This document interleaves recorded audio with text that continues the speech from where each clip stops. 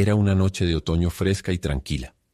En el centro del magnífico jardín, que con sus enormes árboles realmente parecía un bosque encantado y lejano, se celebraba una conferencia sobre la vida y logros del poeta Purvis, quien había fallecido una semana antes. Al final del camino recto, que parecía un pasaje mágico iluminado, la puerta del recinto evocaba la entrada de un palacio etéreo. Los escalones del pórtico blanco brillaban bajo la tenue luz de esferas eléctricas sostenidas por figuras femeninas de mármol. La luna, oculta a ratos tras nubes dispersas, proyectaba su luz pasajera. Los sonidos lejanos de la ciudad resonaban como una melodía misteriosa, mezclándose con la vida y las sombras bajo los grandes árboles. La conferencia había comenzado hace media hora.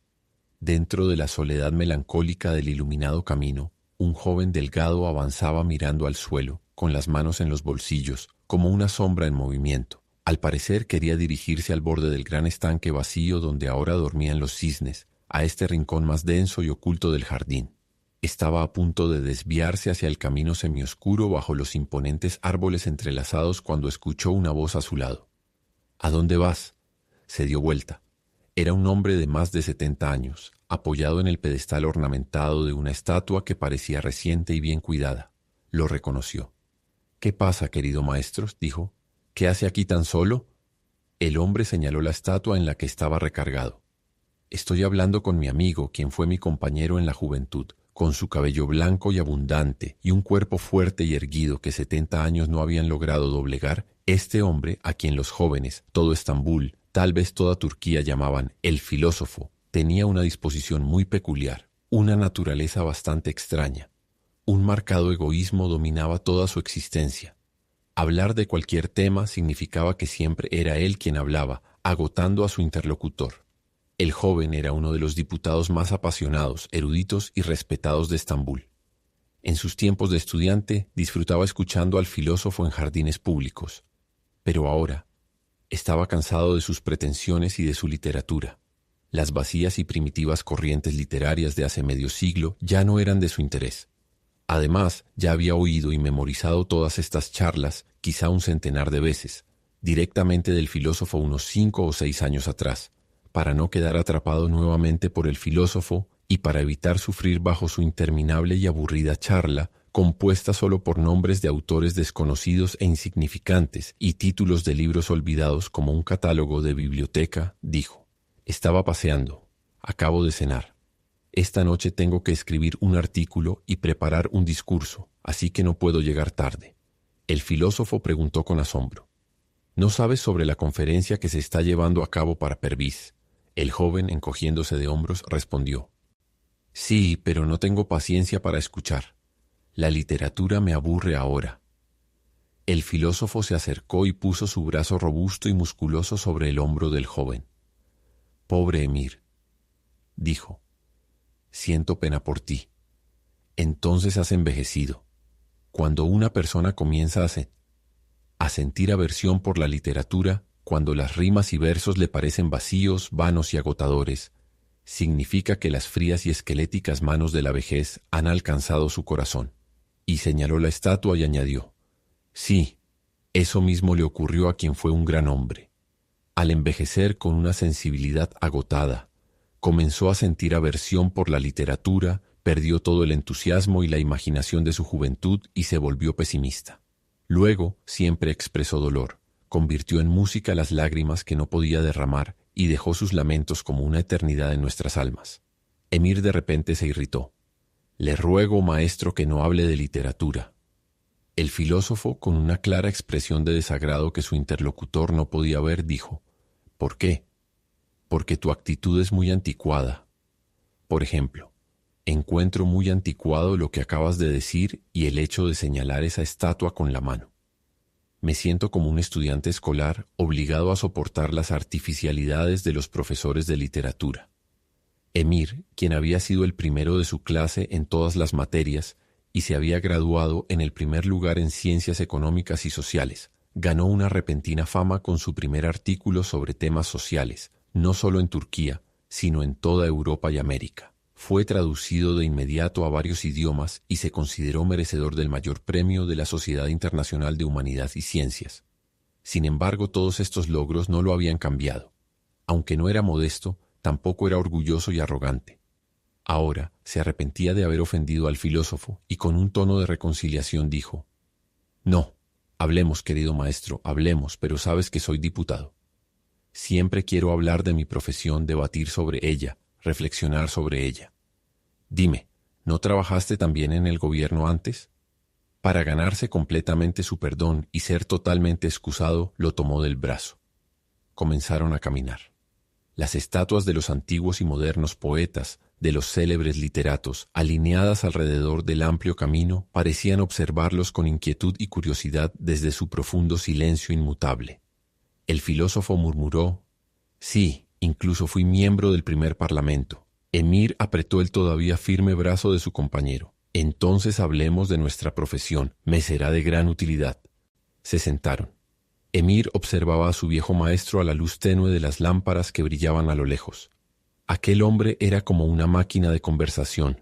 Se decía que dominaba con perfección 9 idiomas y había leído cerca de 1000 libros. Hablaba con elocuencia y fluidez sobre la repentina proclamación de la Constitución, las dificultades para establecer el primer parlamento, sus primeras conferencias, sus discursos, los aplausos emocionados que generaba, su labor para mantener el orden en la capital y su audiencia ante el sultán de la época. El filósofo, con la intensidad y el cariño con que atribuía tanta importancia a los recuerdos tumultuosos del pasado: «Ah, ustedes son muy afortunados. Logran el éxito sin esfuerzo ni preocupación, trabajando de forma tranquila y constante, con resultados auténticos y confiables. Nosotros, en cambio, pasamos nuestra juventud, la mejor etapa de la vida, en una esclavitud absoluta que su generación ni siquiera podría imaginar».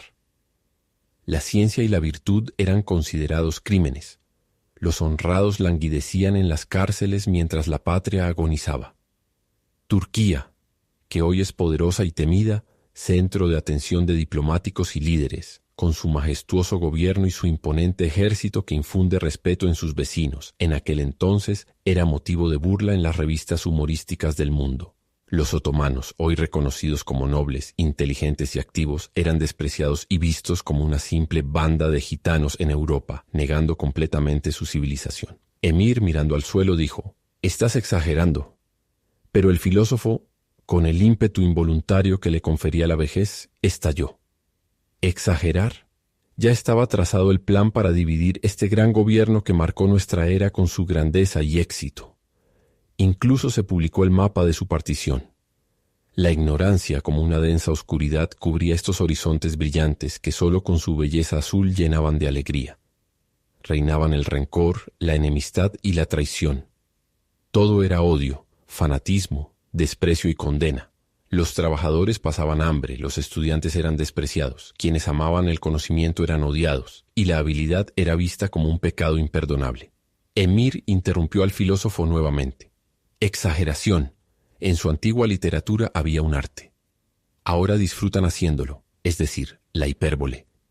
¿Es posible que una nación tan decaída supere a todas las demás en solo 30 años?» El filósofo asintió con la cabeza y sonrió.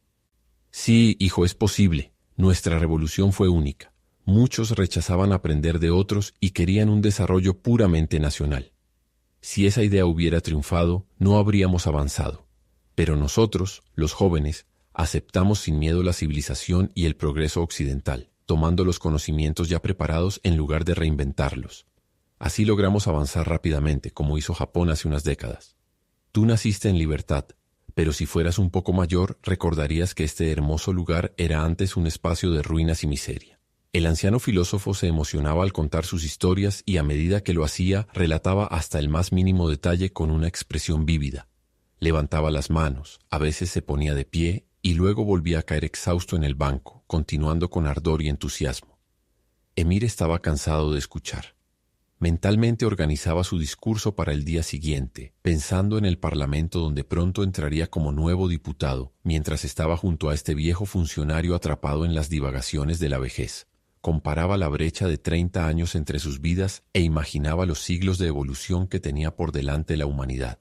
El filósofo escuchaba el apasionado discurso como un eco distante, ajeno al significado de las palabras. Sin embargo, el pobre anciano narraba con la pasión y resistencia de un abogado experimentado, sin vacilar. ¿Quién fue el presidente del primer parlamento? las primeras facciones de las provincias, los debates sobre nacionalidad, los malentendidos y la peculiar percepción del público, como si de una defensa bien memorizada se tratara. Emir, ocupado en otros pensamientos, comenzó a sentirse molesto por el eco de esas palabras cuyo significado había ya dejado de percibir. Estaba incómodo, y un ligero calor se le subía a las sienes como un aliento cálido y palpable, haciendo que la cabeza, llena de cabello bajo el pequeño sombrero, le picara. El filósofo aún relataba cómo había criticado la falta de conocimiento de sus opositores, explicando la influencia que él y sus seguidores mantenían a pesar de ser pocos, repitiendo incluso las respuestas de sus adversarios. Emir metió su mano delicada en el bolsillo de su chaleco entre su cabello revuelto. Se estaba ahogando. Sacó un reloj elegante con esmalte de radio. La luz intensa iluminaba las cifras y las agujas brillantes, mostrando la medianoche en la morada y luminosa oscuridad de la noche clara. No pudo aguantar más. «Vámonos ya», dijo. «Tengo frío». El filósofo, con su famosa memoria de extraordinaria intensidad pero limitada en rapidez de comprensión, se dio cuenta de que estaba abrumando a este joven, para quien cada hora de su tiempo valía 5 monedas. Sí, vámonos», decía. «Realmente hace mucho frío. Nos perdimos en la charla. La conferencia también debe estar por terminar. Si quieres podemos ir un poco allí también». Emir nuevamente se negó. Se levantaron. No había viento. La luna había desaparecido, se había hundido. Sobre los altos y majestuosos árboles que rodeaban el camino, el cielo negro, con sus innumerables e infinitas estrellas que se asemejaban a abundantes diamantes azules, se extendía hacia el misterio de la eternidad como un río encantado cubierto de astros. Las estatuas, como siluetas blancas y temibles, miraban con una mirada fija y muda, con una expresión irónica y sonriente, a estas dos figuras notables que algún día seguramente vendrían a posar frente a ellas con sus cuerpos esculpidos en mármol. Ambos guardaban silencio. Se estaban acercando al lugar. La melodía fúnebre compuesta para el eterno ocaso del pobre Perviz resonaba desde la distancia con una emoción sublime e indefinible, afectando los oídos zumbantes del filósofo como un suspiro melodioso, mientras las esferas eléctricas brillaban en la oscuridad como enormes perlas de luz, densas y majestuosas lágrimas. El filósofo se detuvo, y por primera vez su espíritu inexistente, que había negado toda su vida con un terco e involuntario rechazo, se sintió afectado por esta quebradiza, pesada y mortuoria melodía. Llevó sus manos a su cabello, que en la oscuridad parecía todavía más blanco a causa de una extraña ilusión óptica. «Pobres y queridos difuntos», dijo. El joven diputado seguía pensando, sin escuchar absolutamente nada. Se inquietaba al haber pasado esta valiosa noche, en la que debía escribir su discurso con un viejo charlatán. Se impacientaba para recuperar el tiempo perdido, y tomando el brazo de su compañero: «Vamos, maestro, apúrese. Apurémonos antes de que salgan los asistentes y encontremos un transporte vacío. De lo contrario, perderé otros 40 minutos». El fin.